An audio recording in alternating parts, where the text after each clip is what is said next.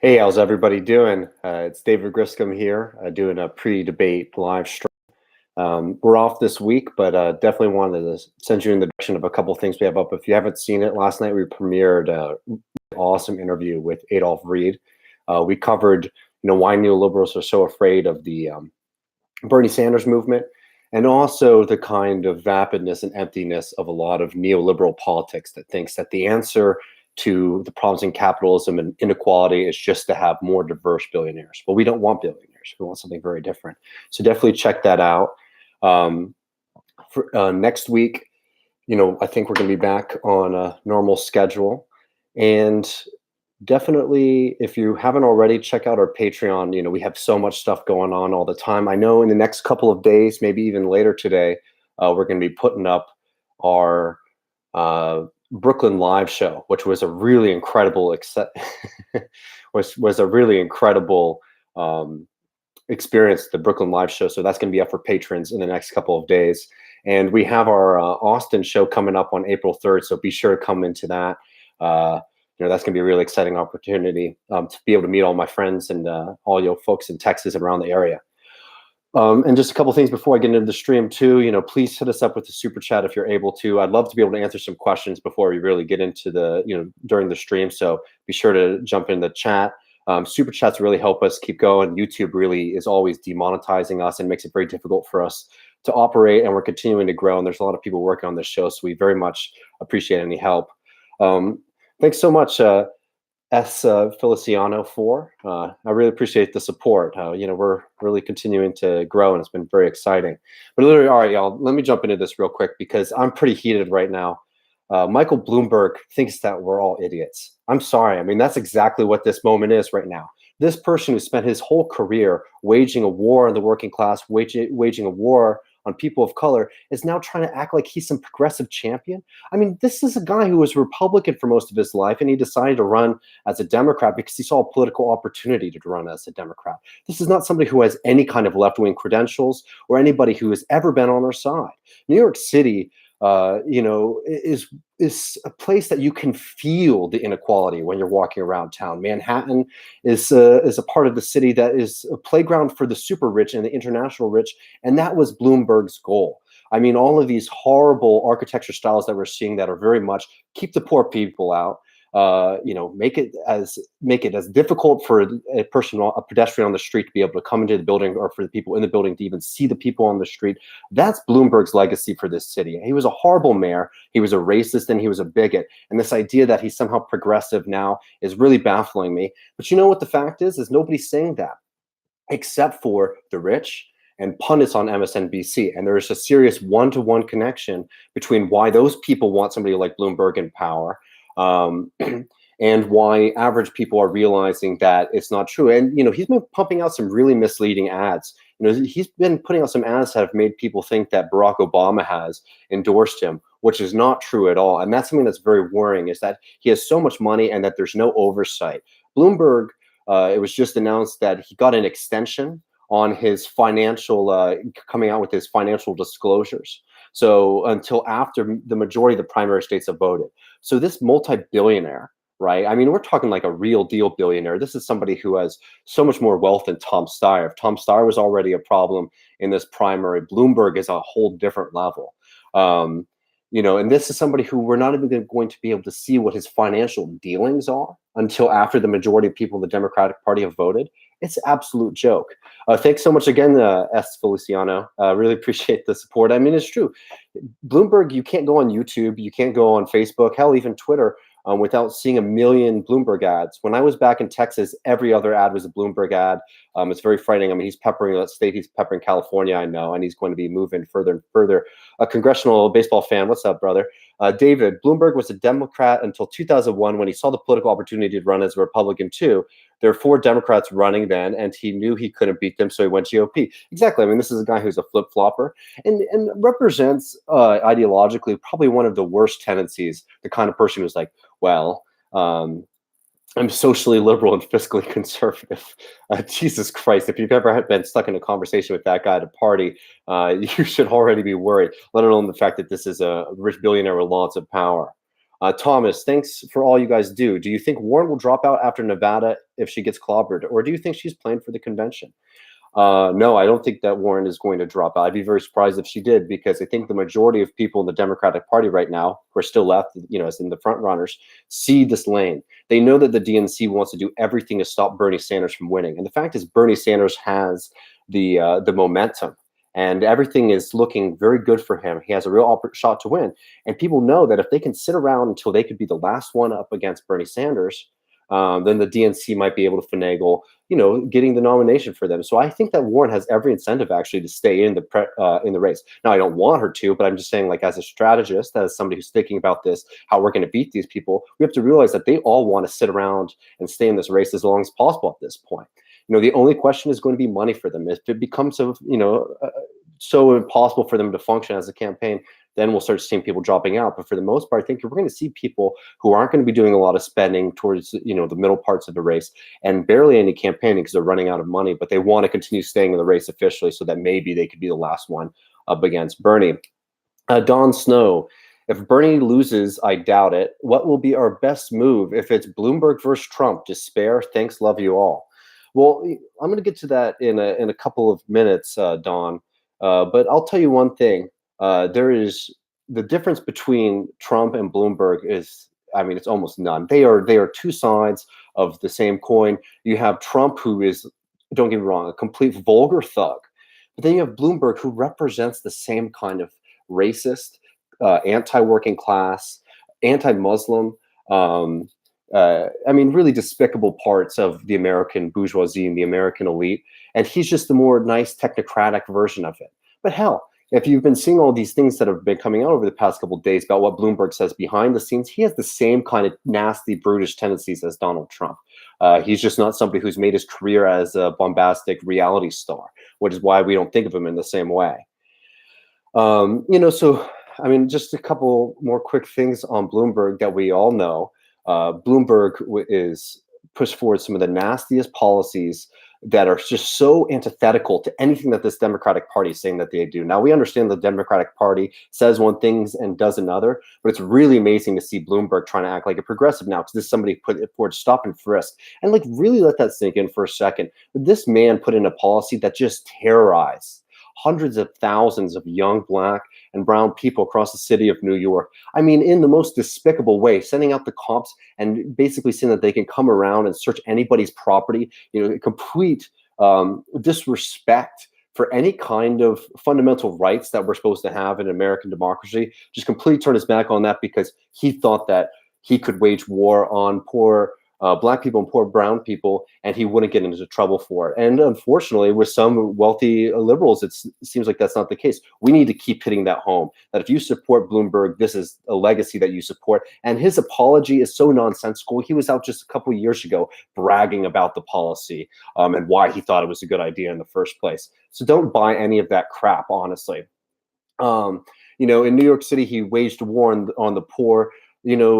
We've seen the destruction of any kind of welfare systems, and we definitely, have to be fighting for the federal and state versions of those systems. But the city, especially in major cities like New York, the city is the first contact that most people have when they're falling down, when they need help, when they need society to help them out. And Bloomberg completely waged a war on social policies. There's been clips that have been floating around of him talking about destroying Medicaid, because he thinks that if it's too nice, it's going to encourage too many people to get on it. This is the attitude of this person. And can you imagine? Can you imagine what would happen with a Democratic Congress if we had a Bloomberg? He would be able to push forward the most right-wing agenda, and there wouldn't be a peep from the Democrats. But I don't think he'll even get there, because the fact is that I don't think Bloomberg's going to be able to beat Trump, because there is no organic constituency of voters that wants Michael Bloomberg to be the president.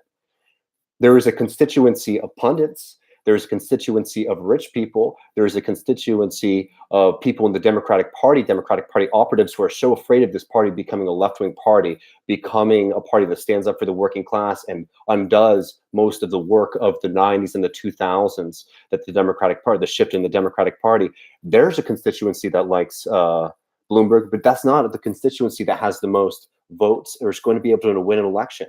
You put up Bloomberg versus Trump, Trump is going to crush him.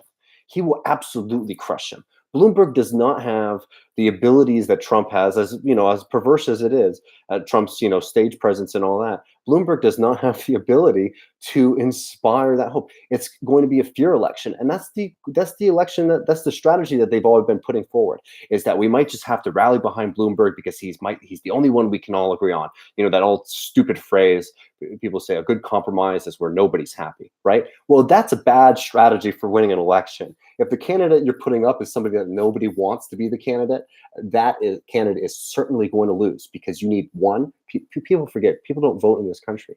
You can't win elections if you have, especially for the Democrats, which are going against, so many Republican states that have just completely are completely eroding voting rights for most people, are making it so difficult for people to vote.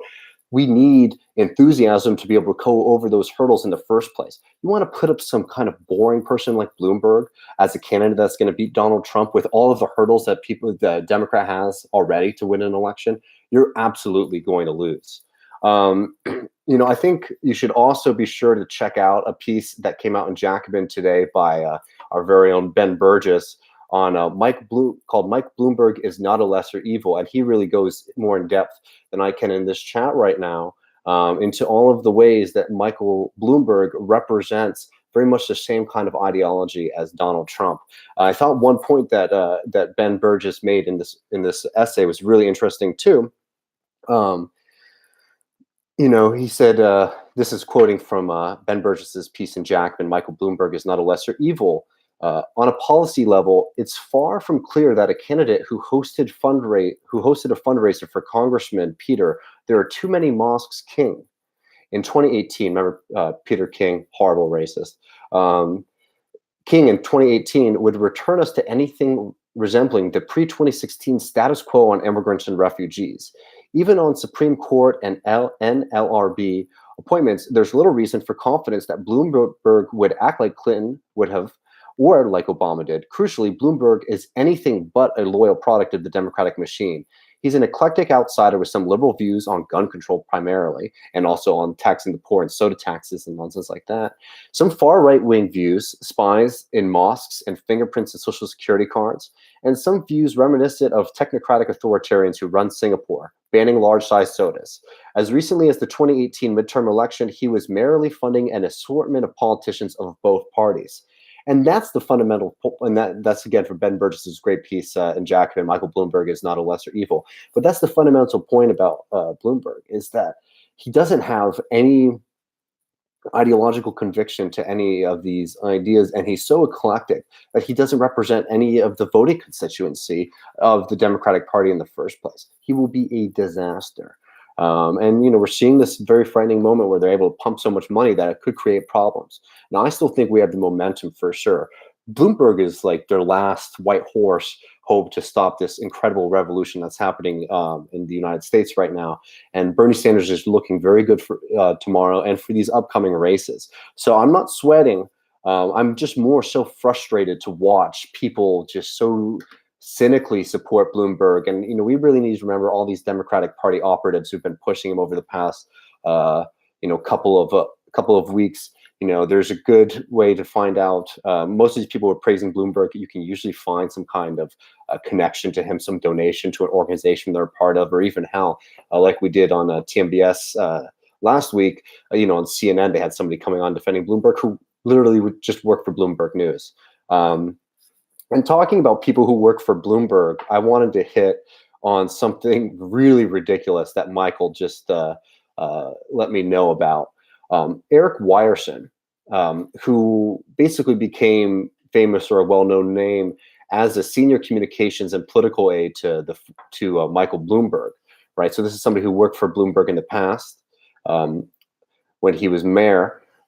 He has been working for a very interesting character, somebody we've talked a lot about the show, Bolsonaro.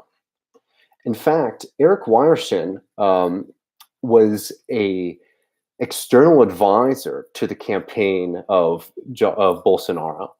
He was somebody who helped them do their marketing and political strategy. Remember all the lies and nonsense that was being pushed out by the Bolsonaro campaign. I'm gonna jump to these super chats in a second. I just want to get this out here real quick. On the Bolsonaro campaign, Wierson was a part of that, and now he's out here, helping out Bloomberg again, coming on as a pundit and trying to support this campaign. This is somebody, by the way. I'm not talking about some kind of tenuous connection to the Bolsonaro campaign. This is somebody who, when he came back to DC, he actually won an award at one of these ridiculous organizations that gives people awards for political marketing. So again, Eric Wierson, who got their start working for Bloomberg and is now helping Bloomberg in their presidential campaign, actually has direct ties to this fascist anti-LGBTQ politician Bolsonaro. So whenever somebody tries to talk to you about, oh, Bloomberg is like a real progressive, and yeah, he might not be great on all of your economic issues, but he's also really great on cultural and social issues. That's not true. I mean, Bloomberg is a person who calls transgender people, I hate that even to quote him on this, uses nasty words for transgender people, like calling them its. I mean, this is not somebody who is ever been on our side. So don't buy any of that BS. The way that they do this, the way that Wierson worked in Brazil, the way that even Trump worked, and a lot of these right wingers, they just pump out information over and over and over. They just say the same thing, say the same thing, say the same thing, until people just start to believe it. The first time you might, roll your eyes, but you continue to hear it. We need to challenge these narratives as much as possible, and whenever we see them, because you can't let these people get away with just saying the same nonsense over and over. Because if you repeat the same thing over and over, unfortunately, people believe it. And that was a strategy with Bolsonaro. That was a strategy with Trump. And that's something that Bloomberg's trying to do. And he has the money to pump a lot of ads out there. We got a super chat here from Eric O, who said, please cover on how for-profit electronic health industry designed to maximize money, not best care, has effed U.S. healthcare. Your doctors face glued to screen due to this. Canada has federal EHR. I guess that's Medicare for all. Without fixing this, will not fix our system.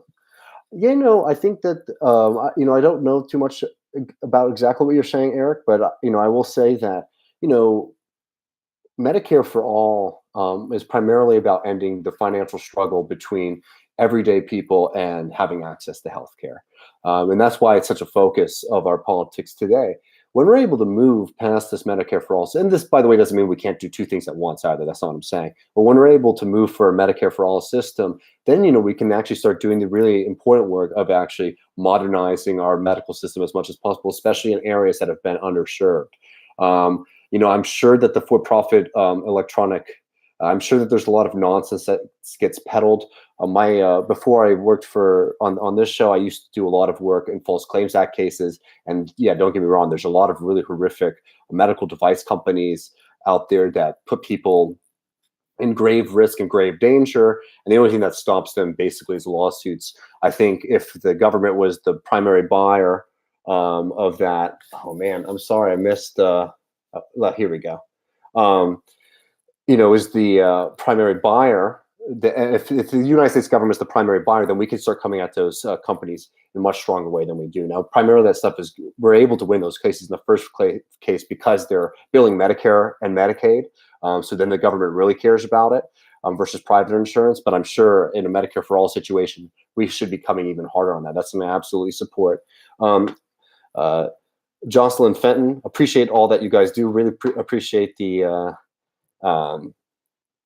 support. These super chats really help us out, and everyone's support for sure. Yeah, I don't know.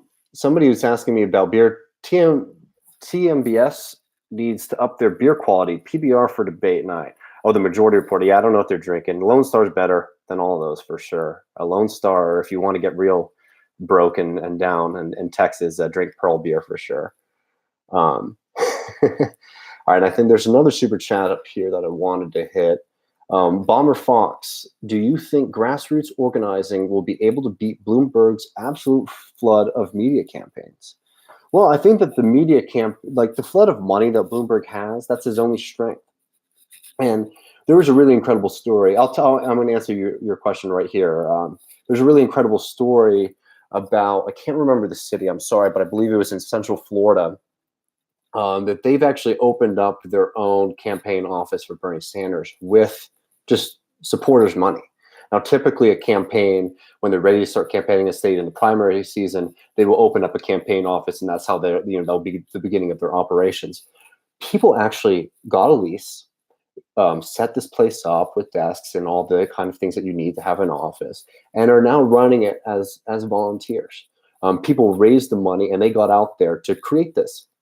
And this is a very exciting thing, and it's very unprecedented in political campaigns, because obviously you have volunteers, but it's a very much a full-time job to run a campaign. And these people have taken it on themselves to raise money, to get the office, and to start organizing events and campaigning in the state before the Sanders campaign is even able to get there.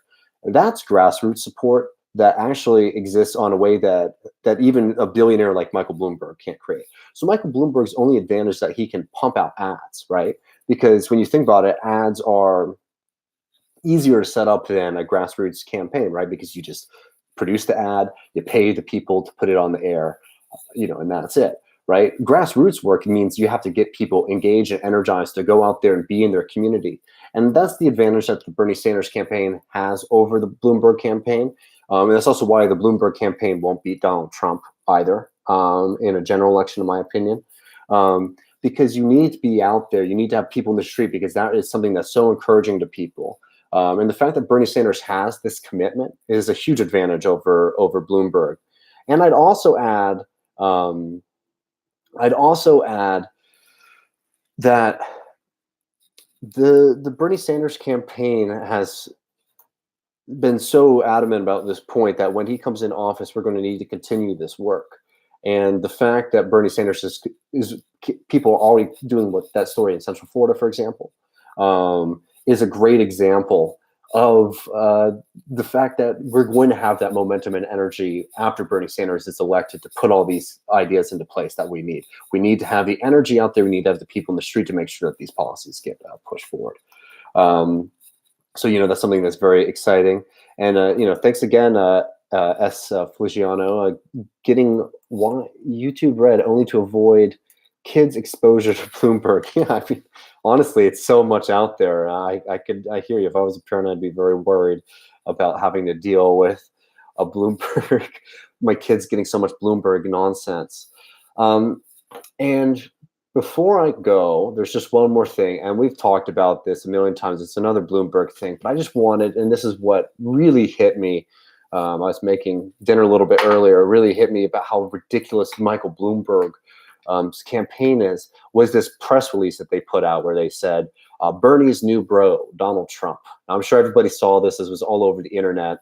Basically, Michael Bloomberg saying that Bernie Sanders, remember Bernie Sanders, that left-wing socialist radical? He is now Bernie Sanders' Donald Trump's best bro. I mean, it's so ludicrous on its face. And basically, the brunt of their argument is that Bernie Sanders and Donald Trump are the same kind of person. I'm sorry. Mike Bloomberg and Donald Trump literally have pictures together. I mean, so many pictures. It's not even just like one random one. I mean, these people ran in the same social circle. These are people who were friends. These are billionaires from New York City. Right? I mean, these are the same kind of characters. They hate poor people. They're freaked out. They're super racist. They're angry. They think we're all morons. And this was a great example of how stupid this campaign thinks the American people are, especially when you look at the tweets that they put up. I mean, essentially what they are is people saying, hey, Michael Bloomberg, that multi-billionaire with tens of billions of dollars, net worth of tens of billions of dollars, who owns a massive media company. Yeah, that guy's an oligarch. And Michael Bloomberg's being like, oh my God, they're being toxic to me. I mean, this is some nonsensical. And he puts out this press release acting like this is some kind of slander or slur, right? I mean, it's the facts.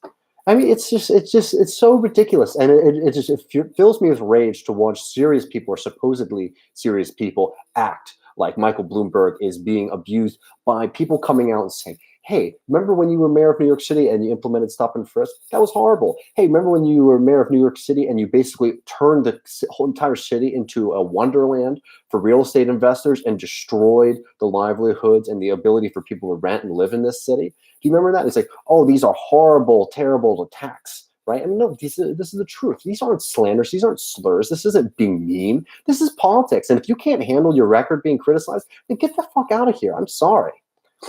I hope that doesn't get us in trouble. Why Hobbes? This may be off topic, but have you heard of a book called The Fate of Africa by Martin Meredith? Do you recommend it? And are there other books on African geopolitics and history that you recommend? I'm not familiar with that book.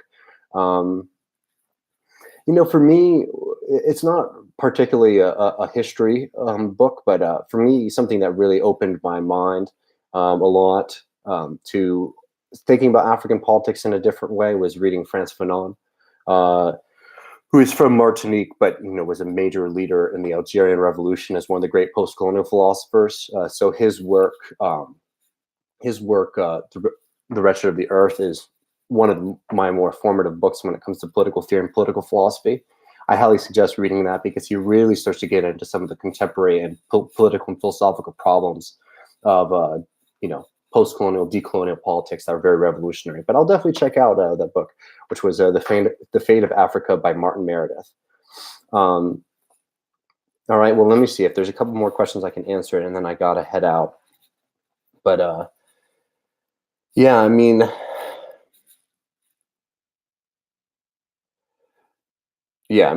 definitely, all these billionaires, there's a connection between them in some way or the other. I don't think that, and here's the rub of it. I don't think that Bloomberg has an organic constituency that's going to be able to win him the election. I do worry sometimes that he's going to be able to pump so much money that it's going to create a bit of an issue for Bernie Sanders. But here's the thing. There's been somebody who's been supposed to beat Bernie Sanders from the very beginning. Each time somebody rises, we take him down because we take him down. Thanks, Kennedy. Because we have the momentum, we have this really exciting opportunity, and I think we're going to win. I think tonight's debate is going to be very good for Bernie Sanders. I'm sure that we're going to see a lot of nonsense from the moderators. I don't see Elizabeth Warren having much more energy going forward. I think that she's sort of shown that her commitment to a lot of left-wing progressive ideas have not been as certain as they once were. I think Joe Biden at this point just really is crumbling. It's almost sad. I mean, if he wasn't such a monster, I would feel really bad about it. Pete Buttigieg, he spent all of his money, all of his energy in trying to win Iowa and New Hampshire, and he wasn't able to do that. I don't think he's got much going on in Nevada or in South Carolina. Steyer, what the hell's going on with that? He's just sort of like, he's another rich guy who's bored. He wants more people to know who he is and realize he wants people to thank him for donating so much money. Climate change, combating climate change, but who knows what the hell that is. Klobuchar is probably one of the most boring candidates that there is left in the race right now. And we'll see. We'll see. I don't see that she's going to be having too much of a rise either. She's really boring. She continues to tell that same stupid story about Donald Trump. How was your hair? Fair in a blizzard or whatever. She doesn't have the charisma to win. I think that she's looking pretty low right now. Mumu Moosley says, why do you think Bernie would not say no when Anderson Cooper asked him if he would take Bloomberg's money last night at CNN's town hall? I didn't see that. I hope that Bernie Sanders means that in the way that he'll be taking Bloomberg's money when he's the president. But I didn't see that, so I'm sorry if I don't want to comment on that without having watched that. Connor M says Justin Wooten for South Carolina Senate. I haven't heard much about that, but send it to me. Let me know if it's something interesting. South Carolina politics seems like there's been a lot of shifts in the past couple of years, and hopefully we can start getting some more radical politics coming out of there. But yeah, so y'all, things are looking good. Bloomberg thinks we're all morons, but it doesn't matter because we're gonna win this election, and we're gonna make people like him pay for the damage that they've done to this country. We're no longer going to live in an oligarchy. We're going to fight for a better future, and it's happening right now. We have the momentum. We have the grassroots on our side. They're going to continue pumping out nonsense. We're going to have to deal with it. That's the thing. It's like, it's not as much of a fear of losing as much as it is like, oh, okay, now we're gonna have to deal with a lot of really stupid politics because it's it's ridiculous and silly politics. Things are looking good. Be sure to check out tickets for our show in Austin, Texas, my hometown. It's gonna be at the North Door. We got Abby Martin, who I'm really excited to meet, and our good friend Anna Kasparian from Young Turks. It's going to be a really awesome show. I'm looking forward to it. 843, yeah, Horry County, right? Let's do it. I think Nevada's going to be good for Bernie. I think this debate's going to look well. I think we're going to beat these people. We're going to win. We're continuing to grow. I say it every time I do these, but just a couple, 5-6 years ago, I wouldn't imagine that there'd be such a vibrant, incredible socialist community out there. And it's really exciting. And you all have made that happen, and we're going to continue to grow, continue to create something powerful, and we're going to change this. We're going to change the society for the better. So, all right, y'all. Let's all cheer on Bernie tonight and keep on fighting the good fight.